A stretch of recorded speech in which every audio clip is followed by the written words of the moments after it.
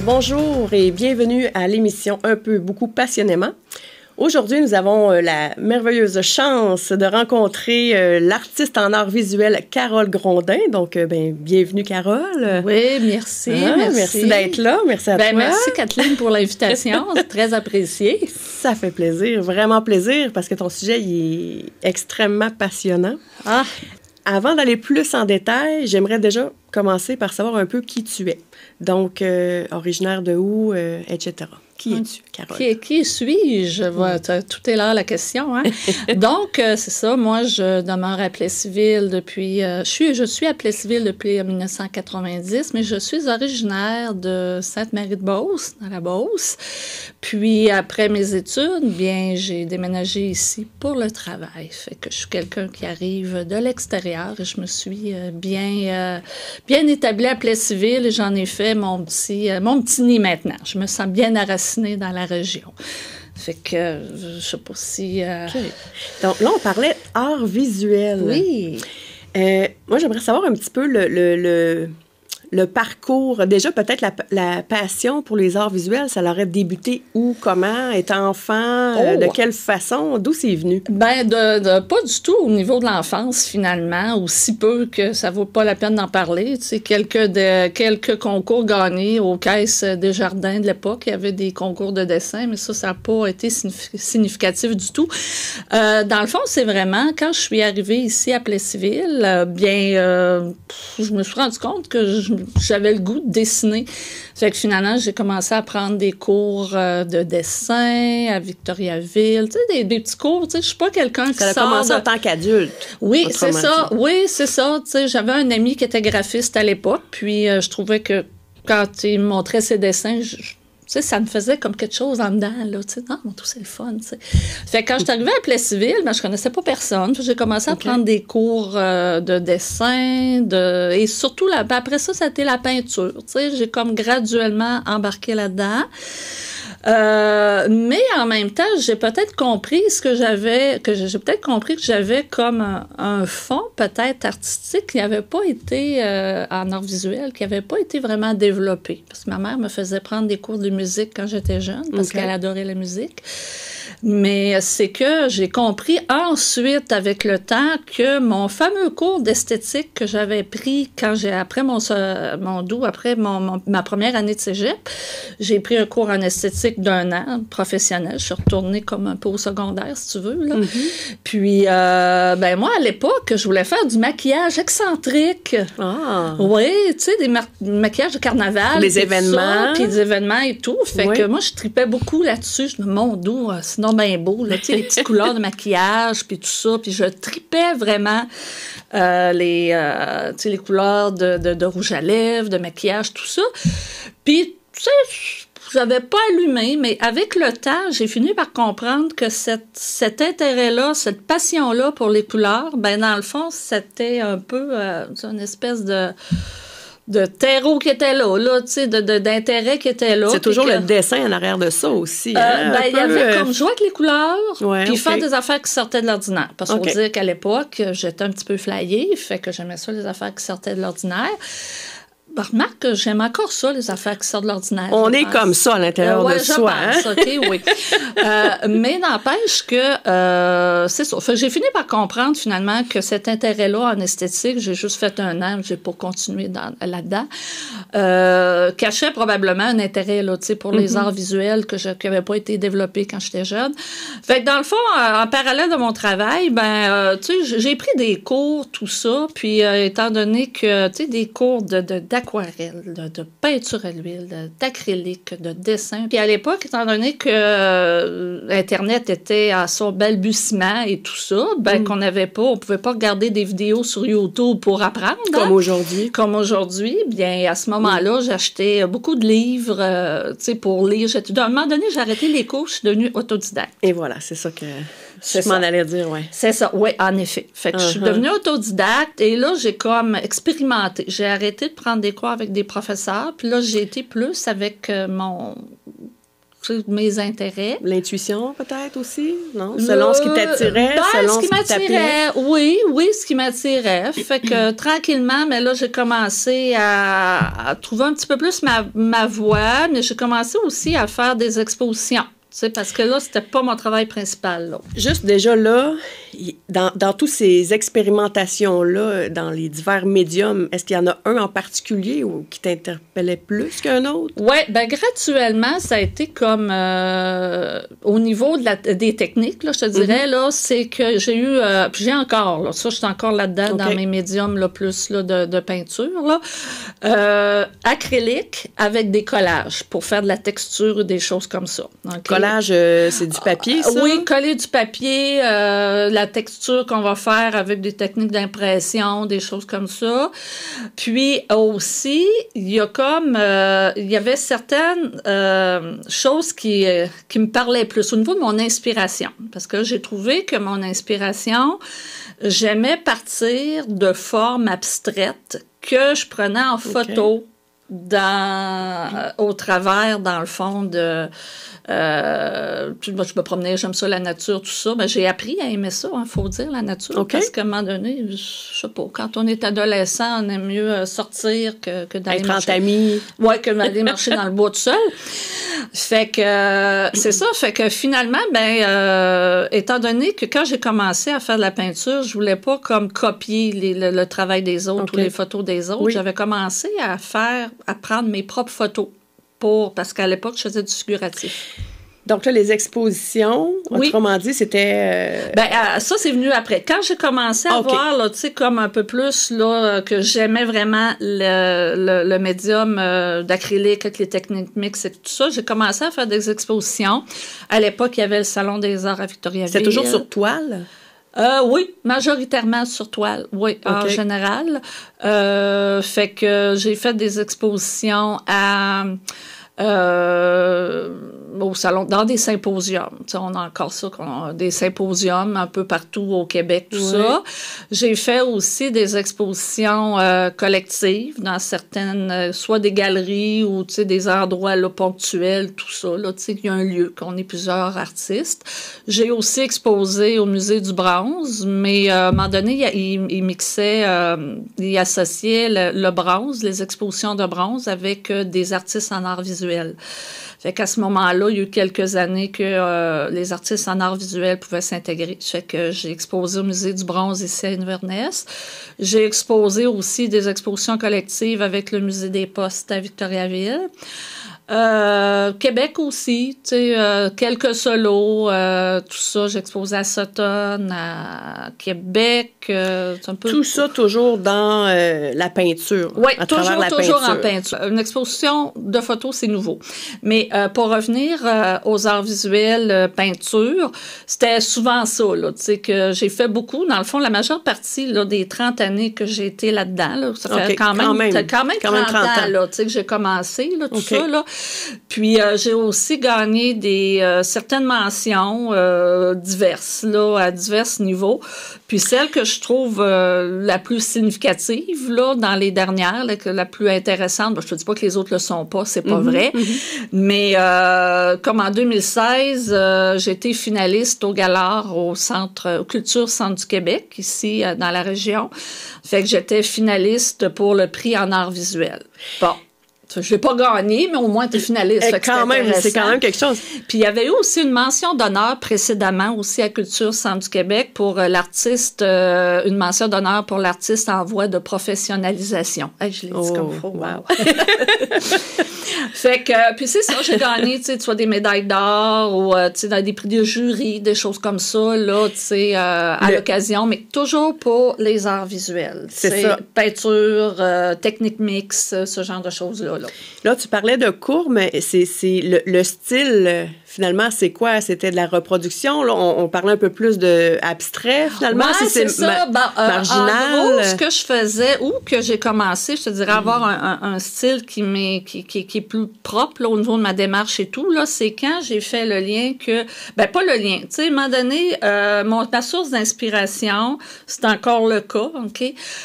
J'aime beaucoup partir de formes abstraites que je prends en photo, OK? Mais c'est comme si je peux me promener puis voir... Là, vous allez rire, tout le monde va rire. Si vous me voyez à Plessisville poser des craques de trottoir, n'est-ce pas? C'est parce que je trouve que la craque de trottoir, elle a un beau... tout va bien, c'est normal, on voit Carole. Carole vient de voir une belle abstraction dans la craque de trottoir. Bon. Fait que là, on me voit moins faire ça parce que j'ai quand même beaucoup de références, n'est-ce pas? Fait que, ou bien si vous me voyez au chute de Sainte-Agathe en train de poser des roches, là, elle va bien, tout la va madame, bien. Là, la madame va bien. Mais c'est ça, c'est que je peux comme des fois prendre une marche puis avec mon appareil photo, puis là je vois comme il y a comme des abstractions, des lignes, des formes que je trouve intéressantes. Ça peut être dans les milieux urbains, ça peut être en milieu naturel. Et là je vais prendre des photos, la photo, puis après ça, ce que je vais aimer, c'est soit la ligne, ça peut être les clairs-obscurs, les foncés, les pâles là-dedans.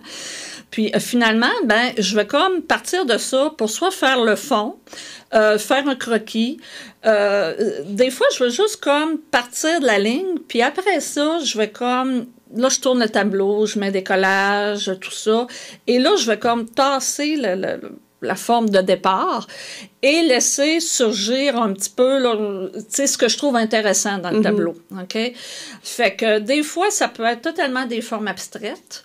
D'autres fois, il peut y avoir des personnages que je vois surgir de là. Ah, OK. Mais quand je dis des personnages, ça ne donnera pas un personnage très figuratif. Là, c'est vraiment des formes. Il y en a de un moment donné qui me disaient, bon, là, je les aime, tes fantômes. Ah oui, OK, mais c'est bon, je voyais pas ça. Moi, je les voyais pas comme des fantômes, mais la personne ou les personnes... Plus une silhouette, plus vraiment des formes. C'est pas défini avec des traits. C'est ça. Là. C'est vraiment, dans le fond, des silhouettes, tout ça, qui ressortent. Fait que dans le fond, dépendamment là, de qu'est-ce qui va surgir, mais ce que j'aime, c'est que le travail, c'est un travail comme en étapes, c'est un travail qui a de la texture. J'aime des fois mettre des collages de livres, OK? Mes anciens livres de toutes sortes de sujets vont être là-dessus.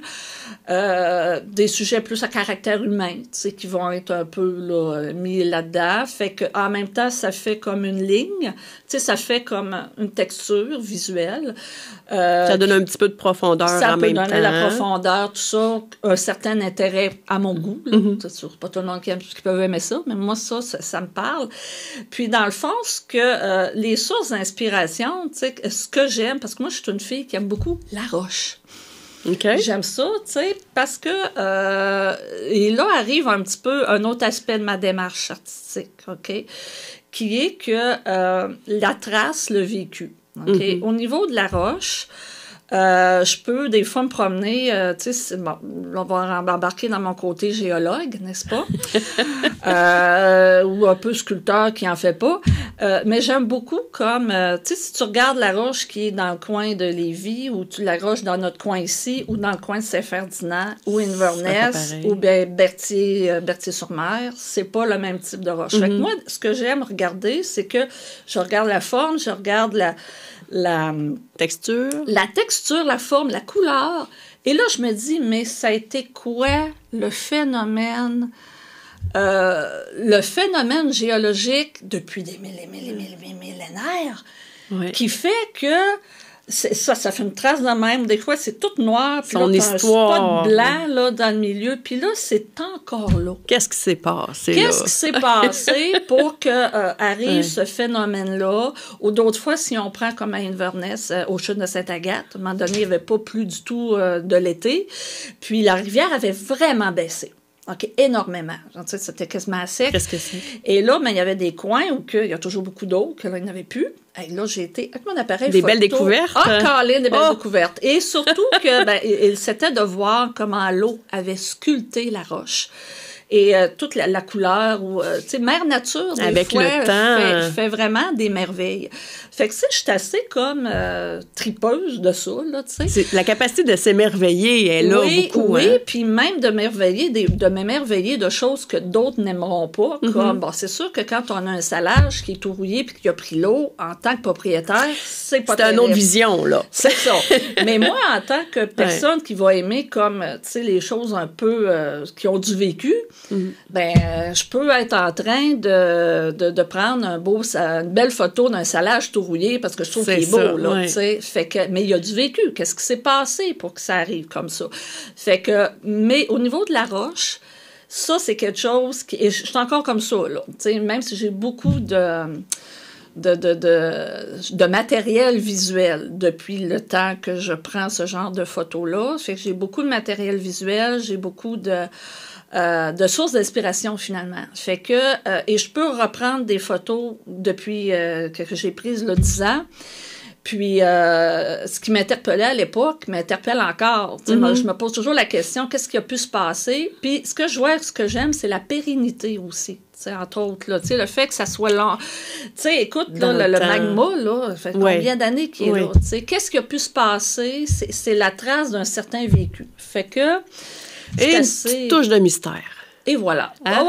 Oui, parce que ça amène autant l'intellectuel. C'est stimulant, c'est ça. Autant l'intellectuel, puis en même temps, ça tombe vraiment, si on y va plus au niveau intérieur.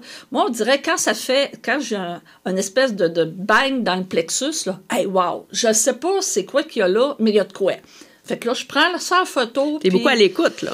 T'es beaucoup à l'écoute aussi de ce qui se présente, puis tu y vas selon ça. Tu sais, c'est comme si c'est pas rationnel. Regarde, moi, ces craques-là, je les trouve belles, puis je les prends en photo. Là, j'écoute depuis tantôt. On est passé un petit peu d'esthéticienne à archéologue, géologue. Ouais. Mais je pense qu'il y a un autre métier aussi qui est important de parler. Oui. D'en faire juste un survol rapide, là. Mais il y a un métier qui est important dans ton parcours, qui fait un lien finalement pour en arriver à l'exposition de photographie qui s'en vient bientôt.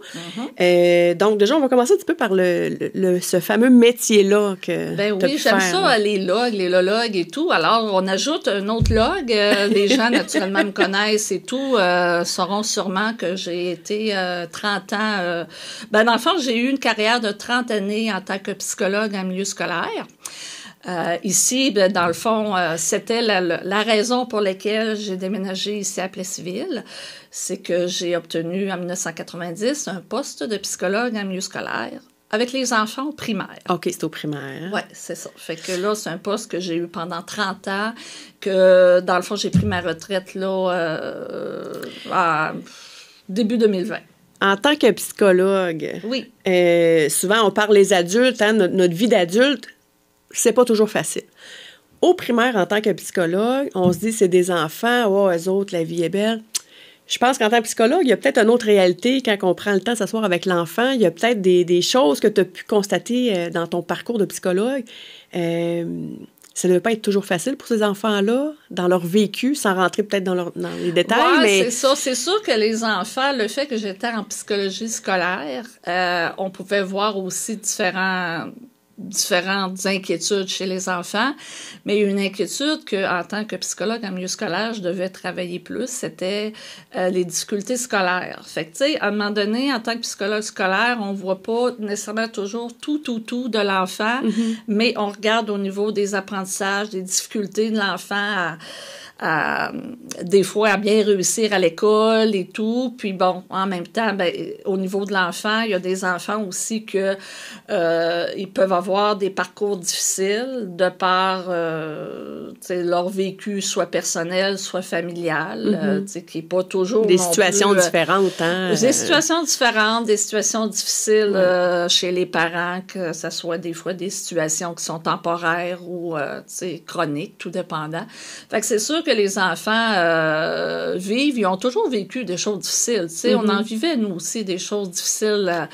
Ils subissent un peu notre nos propres difficultés aussi à quelque part. C'est juste que, moi, si je me rappelle, quand j'étais jeune, mais je pense que tous les enfants, on avait des problématiques plus ou moins similaires. Bon, peut-être au niveau de la famille, c'était différent, mais il y avait d'autres choses, mais on n'avait pas les services à l'époque. Tu sais, moi, les psychologues en milieu scolaire... on peut parler peut-être de violence des fois, de pauvreté, de... Oui, c'est ça. Hein? Il peut y avoir toutes sortes de choses qui influencent, dans le fond, le parcours de l'enfant pour ses apprentissages. Parce que c'est sûr que là, comme je rappelle toujours, c'est que moi, j'étais pas une clinicienne en bureau privé. Donc, je faisais pas de l'art-thérapie, tout ça. C'est qu'on essayait de regarder en milieu scolaire comment faire pour aider l'enfant à bien réussir au niveau de l'école. Fait que j'allais voir ses forces, ses faiblesses. Je travaillais en équipe avec les parents, tout ça. Mais c'est sûr que c'est un travail, tu sais, pour essayer de trouver le vécu un peu de cet enfant-là. Là, en arrière. Ouais. Quand j'étais jeune, moi, je connaissais pas trop. Tu sais, dans les années 70, il n'y avait pas d'ouverture autant que ça sur qu'est-ce que... les différents types de métiers, tout ça. Ça fait que moi, je m'en allais pour être comptable. Quand j'étais bonne en maths. Tu l'as échappé belle. Ben là, c'est ça.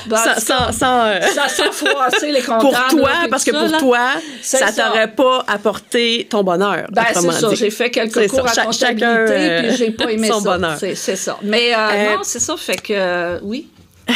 Il y a un mot que tu viens de nommer. Oui. Qui est le mot résilience. Oui. Là, on est ici aussi aujourd'hui, évidemment, c'est pour présenter une exposition qui s'en vient bientôt. Oui.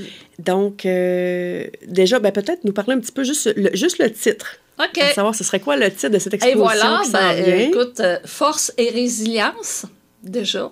Hein? Oui. Fait que ça englobe bien. Déjà, en partant, c'est un thème humanitaire, humain. Oui. La résilience, dans tes propres mots, là, je ne veux pas la définition du dictionnaire, c'est pas ça, mais dans tes propres mots, pour toi, la résilience, ça parle de quoi? C'est quoi? OK. Dans le fond, la résilience, c'est pour moi, c'est être capable dans le fond, de développer des stratégies ou d'aller chercher en soi des forces ou des fois, ça peut être avec d'autres personnes, tout ça, mais c'est d'être capable de passer par-dessus la difficulté qu'on a dans sa vie, des fois difficultés qui peuvent être temporaires, d'autres fois plus permanentes. C'est de développer des habiletés pour faire face.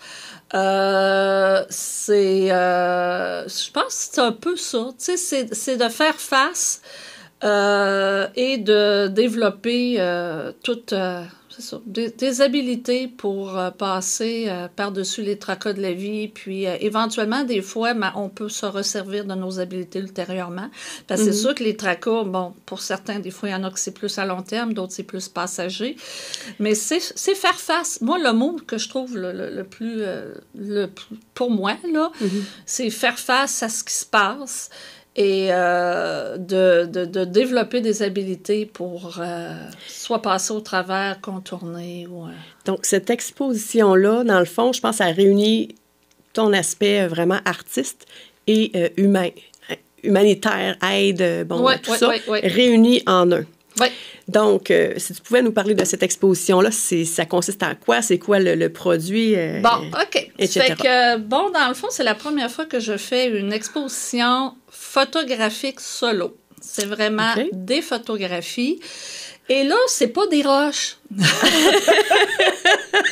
C'est pas des roches, mais le thème est pas un peu similaire, dans le sens que quand je me promène pour justement prendre des photos de roches dans certains sites, depuis tranquillement, il y avait, tu sais, je veux dire, il n'y a pas juste des roches dans les paysages, il y a des arbres aussi.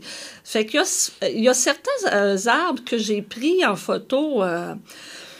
Tu sais, je me promenais pour le paysage et tout. D'un coup, je voyais des arbres. Mon tout, cet arbre-là, as-tu vu les racines, comment que... et là, tu te lèves la tête. C'est pas un arbre qui est mort, c'est un arbre qui est vraiment encore en vie. Et le tronc, il est gros comme ça. Les racines sont imbriquées dans la roche, naturellement. Tout ça. Mais, puis là, il est dans un environnement très particulier, mais il est encore debout. Ça me parle. Bon, il l'a pas eu facile, mais il est encore debout. Et c'est ça. Okay. Il l'a pas eu facile. Il a fait face à un paquet d'affaires. Fait que, bon, là, je commence à, tu sais, et comme je disais tantôt, je me promène souvent avec mon appareil photo. Fait que je prends des photos de qu'est-ce que je trouve beau. Fait que des fois, c'est des roches, puis d'autres fois que c'était des arbres. Ou bien là, je me promène ailleurs, d'un coup, hop, quel tronc d'arbre. Tu sais, des fois, les troncs, là, tu sais, qui sont toutes... Fait qu'au fil du temps... Carapacés et tout ça. Au fil du temps, t'as... Ben, c'est comme si j'ai réalisé à un moment donné que j'avais comme des belles photos d'arbres, tu sais, que je pouvais faire comme une série avec justement un thème en lien avec comment ces arbres-là, ou des traces de vie, parce que des fois, ça peut être des traces hein, qui sont sur le tronc. Des cicatrices. Des cicatrices, hein, tu sais, des fois, ça arrive que, tu sais, on écrit des affaires sur les arbres aussi. Fait que, tu sais, il y a plein de choses comme ça qui me fascinaient. J'en ai pris en photo et j'ai fait une sélection de 19 œuvres. Et là, ben, c'est pas des abstractions, hein, parce qu'en général, tu sais, il y a peut-être deux que... Bon, c'est un peu plus abstrait parce que c'est des troncs d'arbres très, très près, là. Mais en général, tu sais, je veux dire, il n'y a pas de manipulation, là, tu sais, parce que je fais aussi des œuvres graphiques en photo, tu sais, je peux manipuler mes photos. Mais là, c'est vraiment des œuvres au niveau d'arbres, là, tu sais, concret, là. Il nous reste peu de temps. Oui, déjà. Donc, ces photos-là, c'est en noir et blanc? Oui, des photos noir et blanc. Sur, donc, la thématique, c'est réellement force et résilience. Et voilà. Donc, le lien fait avec l'arbre et pour tout un chacun dans sa propre vie, c'est pas toujours facile, mais qu'on est capable de s'en sortir. Ton message, je te dirais le plus important... Traverser des tracas ou des choses difficiles dans notre vie, ça nous rend plus forts. Et on développe aussi des choses, c'est des habiletés. Les œuvres sont en vente naturellement et 100% des ventes vont être remis en don à Orapé et à Horace parce que c'est des organismes qui aident les gens justement à être résilients, à passer tout ça, à soutenir les gens. Donc, c'est en même temps, je présente un thème qui est cher à mon cœur avec un travail qui m'intéresse, mais je veux aussi aider les gens qui sont qui vivent des choses difficiles. Donc, je remets 100% des ventes à ces deux organismes-là, Orapé et Horace. Très beau geste, très généreux de ta part, vraiment. Où on peut aller voir cette magnifique exposition? C'est à la bibliothèque de Princeville, OK, sur les heures d'ouverture de la bibliothèque. Et le vernissage, moi j'invite tout le monde au vernissage qui va avoir lieu le 16 mars, c'est un 5 à 7. Il n'y a pas de prix d'entrée, tout ça. Et l'exposition est du 6 mars au 11 mai. Sur les heures d'ouverture de la bibliothèque. Ça, mais étant donné que j'aime ça voir les gens et parler, hein, j'ai pas de misère à parler, alors je vous invite au vernissage parce que je vais être sur place pour répondre aux questions des gens, tu sais, puis commenter et tout. Là. Merci infiniment, Carole. Ça fait plaisir. Merci à toi. Vraiment un plaisir. Oui. Et merci à tout le monde. On va se dire à bientôt. Surtout, de grâce, allez encourager non seulement Carole, mais aussi Orapé et Horace, du coup, parce que derrière ces organismes-là, il y a beaucoup de gens à qui ça va rendre grandement service. Merci à vous.